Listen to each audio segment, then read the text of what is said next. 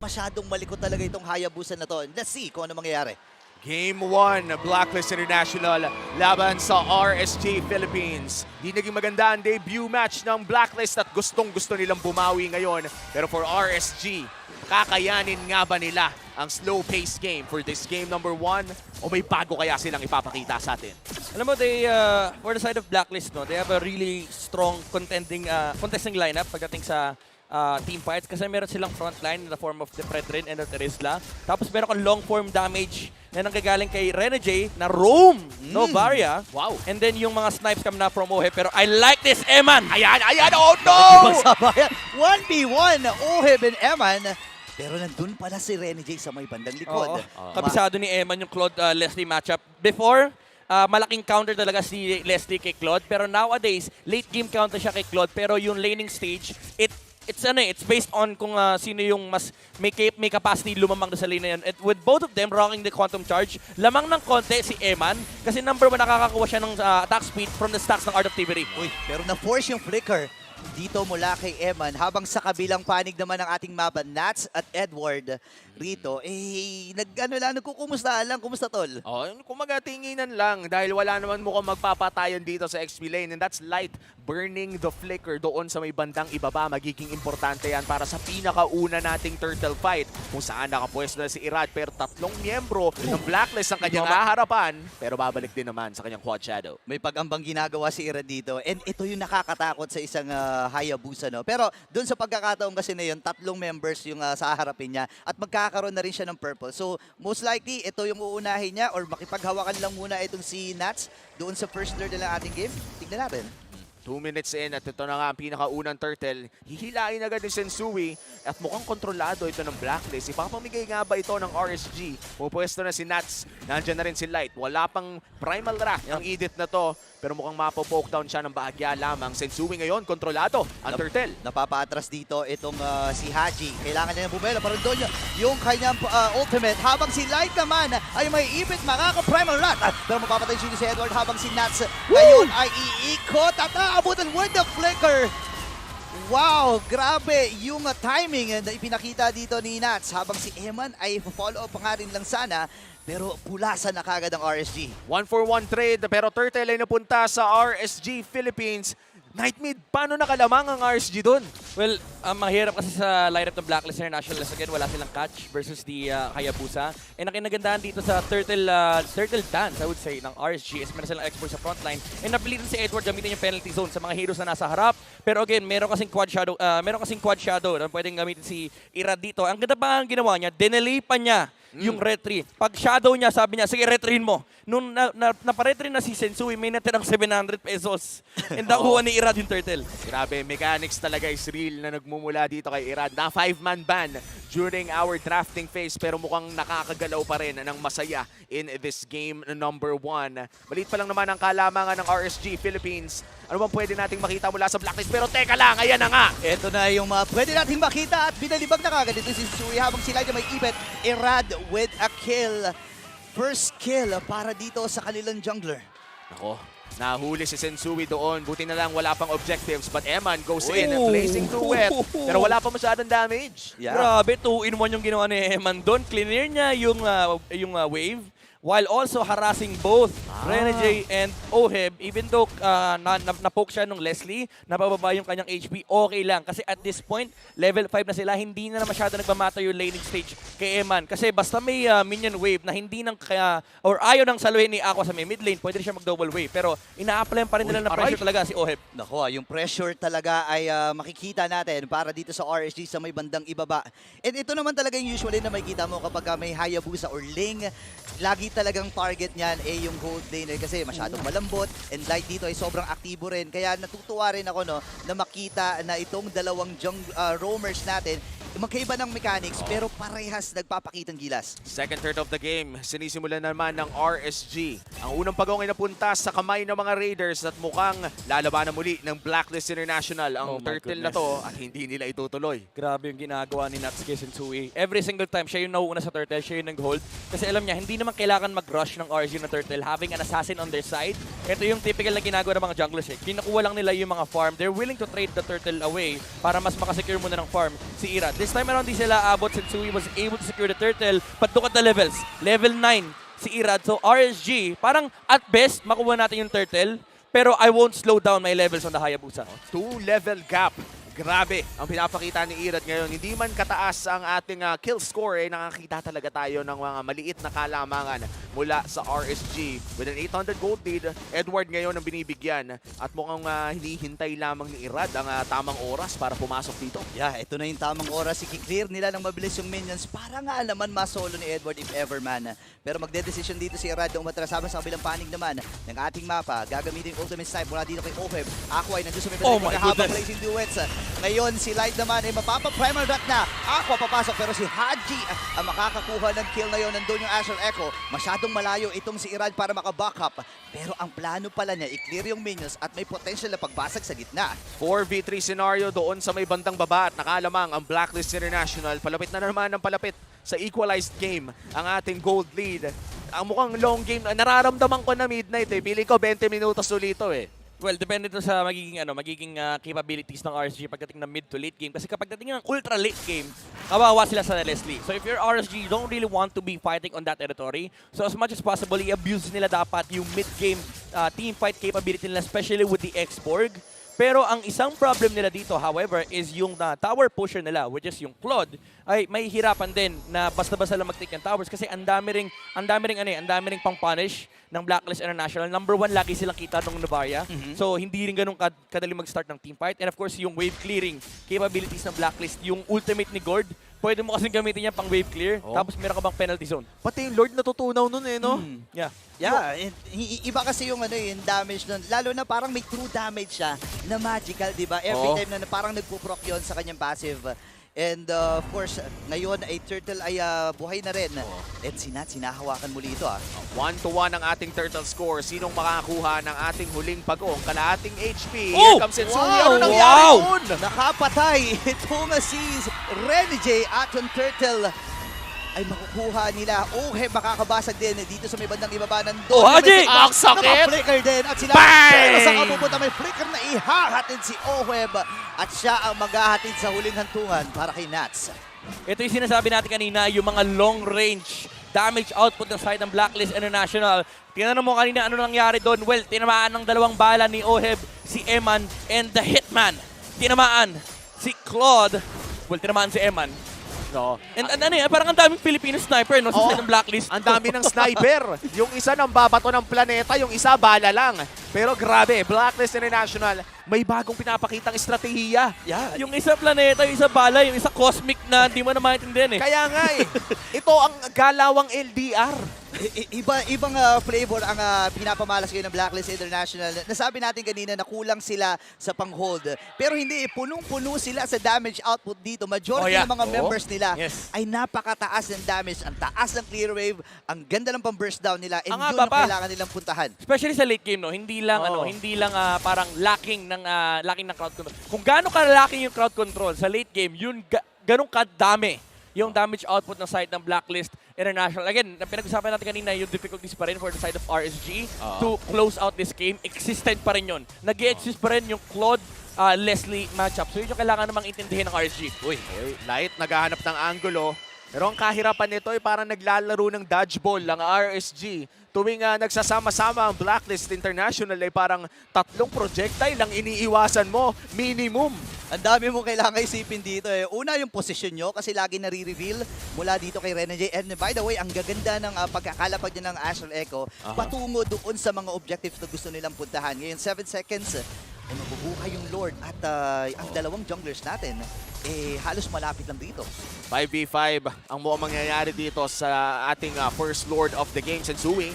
Nahanap si Nats at ang sakit na ni Haji, men. Swimming pool pa lang yung nilapag niya. Paano pa kaya pag may beach ball na? Nakikita natin yung continuous damage, kayang-kayang tunawa yung Firago armor na meron itong si Nats. No? Parang mapapaisip siya dito, kailangan ko bang kumuha ng magical damage or physical? Aray! Kasi ang dami mong kailangan i-considera ngayon. Kalahati yung buhay ng Lord at si Light at itong si Nats ay nahihirapan at kailangan nilang ipilit na kumuha. Pero sa may bandang iba, Torre lamang ang tinatrabaho ni Eman. 4v5 ang magiging sitwasyon habang si Light dito. Tira! Habang andito na yung ultimate dito ni Nats. Aqua dito ay may ipit mula kay Edward. At nandun yung penalty zone. Habang sa may bandang ibaba pala, si Eman ay tumatrabaho din. Double kill para kay Agent Zero. At si Emma naman ngayon ay inuubos na ang bandang ibaba. Lord para sa inhib. Makukuha nga ba ni Emma ng Lord doon? Pero Lord secured pala. Secured for Blacklist International. Yung inhib hindi nakuha. Yeah, it's a bigger objective for the side of Blacklist International kasi hawak nila yung Lord. Wala magagamit yung RSG na potentially pangsara ng game. And Edward is able to defend against Eman. Pero RSG, they might have been happy with just that trade kasi parang do your best in a team fight, try to win it. Pero okay lang kahit hindi kasi nagpupush yung Claude. Pero top lane though, Wow! Nabura lang ng parang ganun. Yung damage ni Oheb ay nararamdaman na makabagong sniper ang kanyang ipinapakita. Ito, hindi mo na kailangan itutok. Oo, Pindot-pindot na lang, no? Oo, pindot-pindot na lang pero masakit pa rin. markado na eh. Ang nakakatuwa dito kasi hindi mo alam kung saan manggagaling lahat ng damage dito ng Blacklist International. Pwedeng malapitan, pwedeng galing sa malayo. At doon nahihirapan ng RSG ngayon. Mapipilitan mag-loss insanity para lang ma-maximize yung Firago armor. At kita na naman sila. Ito na naman yung, Ayun, yung oh. problema eh. Ito yung sinasabi natin kanina, ang dami nilang vision eh. Yung dalawang ultimate coming na from Renegade and Oheb. Talagang kita ng Blacklist International yung ruta nila papunta sa base ng RSG. Lord, yung Lord sa baba ay nauubos ni Eman. Pero again, yung front line, hindi na kinakaya ng RSG yung damage output. Tsaka yung mga pokes coming na from the Novaria and the Gord. Grabe ka na, oh my Rene J. Ang kita ang buong mundo at ang damage na rin ay hindi, as you said, Midnight, it's starting to overwhelm RSG. Ang hirap na nga umiwas, pag natamaan ka pa, extremely punishing yung pakiramdam. At saka, sinong mag-expect ngayon na itong si Rene J pala, unti-unti nang pumupunta sa ruta na nakakapag-utility na siya. Even Mage Rome, talagang nagagamay na rin niya, di ba? Sabi niya kay MTV tsaka kay Coach Dexter, Coach, ayoko na mag-set. Bakit? Gusto ko na yung mga yung mga Pangmalayuan. Yung ibabato ko yung pitches mula Georgia. Mga ganun. Parang sabi niya, gusto ko, blacklist talaga tayo. Talagang minintain nila yung identity ng team na ito, no? Na nasimula nila nung Season 7. Yeah. At ngayon, itong mga items, ano na pang meron? Meron ng Wind of Nature din, si Leslie Ay, dito. ay, Irad! ay, ang sakit, ang sakit, ang sakit! Pero si Irad makakatakas din. Tingnan mo yung normal damage. Halos 2 bar ang nabawas nun kay Irad, pero nakakuha siya ng isa. Yeah. Crucial hero ito para sa Blacklist. Pero for the side of RSG, again, hindi ka na masyadong confident. Kasi aside sa nahihirapan na silang patayin yung mga heroes ng Blacklist International, yung Leslie, again, habang tumatagal yung clash, mas nag-favor yung team fight for Blacklist International. So, kailangan mga instant go lang yung makuha dito ng RSG. Pero pag tinignan mo yung lineup nila, hindi naman pang instant go to eh. Kahit nga yung Oki Shadow Kill, sagot na siya ng Wind of Nature, which is a very big item coming up from Oheb. Kasi ngayon, hindi na niya kailangan intindihin kung saan nakapwesto yung Hayabusa tsaka yung Claude. Kung gusto mag-go ng Blacklist International, go lang tayo. Grabe, napaaga ang late game insurance dito ng Blacklist International with Oheb already reaching so many items. 13 minutes in, kailangan makahanap ng RSG Philippines ng isang ultra-fast na engage para mapabagsak ang Blacklist International in this game. Sisimulan na ng RSG Philippines, ang Lord. Ito na naman yung ginagawa ng Blacklist. Kita muli ang mga members ng RSG. Sinisimulan nila ito. Pero nagsimula na rin itong si Irad with the shadow kill. Pero may idea na sila. Wala nang itong si Haji. Oo, tama, wala na. Yun na nga ang ultra-fast engage mula kay Irad. At si Eman ngayon ay masasaktan lamang ng bahagya, pero dahil dito may 4v5 scenario ang Blacklist International Wala for silang this poke, Lord. Uy, Sensui dito, may ipit ba? Basag kagad yung Firago armor na doon si Light. Plano niya sanang iba. Penalty zone! Uy, pero nandun si Aqua. Habang si Edward nakakuha na rin ng isa, mapapatay yung Lord.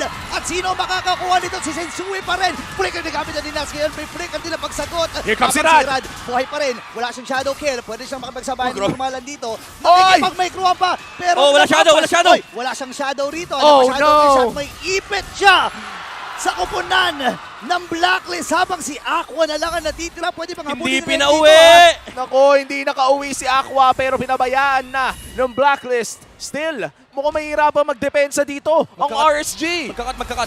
Hindi niya kaya mag-cut. May palabas sa Lord. Delikado ata. Aqua rito. Mapapati, pinabuhay na rin naman si Light pero nirespeto nila yung baba ng timers na yon at yung Lord na nasa gitna. ay pwede nilang i-capitalize.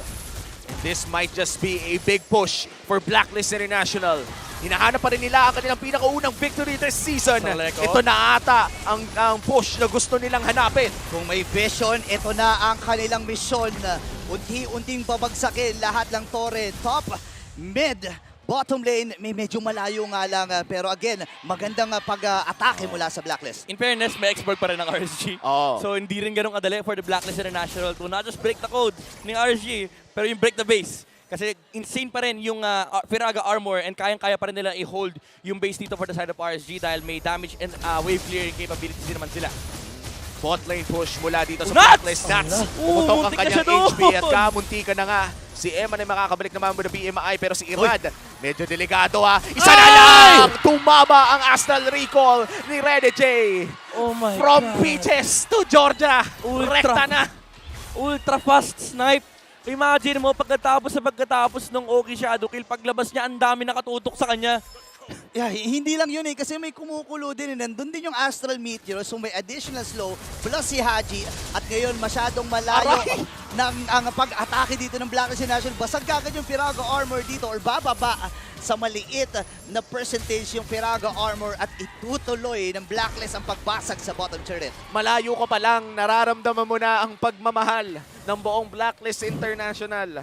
Ika nga, love hurts. Yeah. At yun ang nararanasan ng RSG Philippines ngayon. At this point, RSG, baka nagsara na yung window nila. Kasi this time around, Blacklist International, wala silang catch, pero may insurance sila sa damage output na pwede nilang ibigay. Nandyan yung damage ni Oheb, and nandyan din yung damage ni Renergy. Add to that, yung constant DPS, tsaka yung pokes na nanggagaling kay Haji. Hindi nga lang constant DPS yan eh. Annoying na crowd control to eh. Hindi ito yung insane CC na tulad ng mga Franco, Yeah. ng mga Kaja, mga Kufra. Pero yung kapag nagkamali ka ng tapak, tayo ka talaga muna 2 seconds. Ang hirap. Kakaiba itong nangyayari ngayon. Blacklist International, dala-dala pa rin nila yung kanilang sabihin na natin na naging effective na formula sa mga international tournaments. At dito sa RSG nila susubukan kung ito bang atake na ito or ito bang komposisyon na ito ay gagana pa talaga. 12-4 ang ating score at yung Lord ay sinisimulan na rin. Ito na ata ang pinaka-intergalactic na lineup na aking nakita. 3 alien at napakalayo ang kanilang mga range. Talagang outer space ang galawan dahil hindi pa kayo nakakalapit. Ay, parang mapipilitan na talaga kayong umulti na ng parang ganyan lamang. Napindot at yung Firaga Armor ni Expo. Ay, grabe. Ayaw pa uwiin! Mahirap ito pero masyadong malapit din si Irad. Pwede siya mag-watch shadow dito pero may idea si Edward eh. Hinahanap na nila Edward. kung saan Grabe. damuhan nagtatago Grabe. ang kupunan ng RSG. Nandun yung Oh Astral my goodness!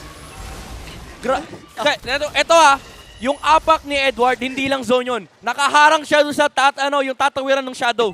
Ben, na-imagine ko yung itsura ng joystick niya eh. Nakaganon lang. Nakita mo yun, naglahat lang siya, dire-diretso. Nakaka-frustrate yun kung ikaw yung Hayabusa. Gusto mo mag-shadow kaso may tatamaang muscle. Oh, man, grabe. And Blacklist International, no? First time natin makakita ng ganitong klaseng composition this season kung saan meron silang 3 high range or one of the highest range, in fact, na composition. Grabe, artillery to the max. Ito yung yung grabing long range damage. Ito yung long range damage talaga. Kailangan na kumapit dito ng RSG Philippines habang si Nats Ay! pinipigilan niya. Doon sa may ko si Owen dito makakuha na rin ang kill. Si Emma ang kanyang uunahin habang si Sui din popyo kay Immortality. Irad. Mapapawin the Transion ngayon si Nats. Wala na rin siyang Immortality rito pero buhay pa rin ang 5 members mula sa Blacklist. At unti-unti nang bumabagsak ang kupunan ng mga Raiders. Meron pa sila mga minions. Oh, Hebay narito pa rin. At ang mga Aegis na makakakuha ng Game 1. And that winning moment is brought to you by our official sponsor, FWD Life Insurance. Ramdam mo ang energy ng mga agents ngayon. Unang panalo ng Blacklist International this season. Kakaiba yung pinakitang display dito ng Black.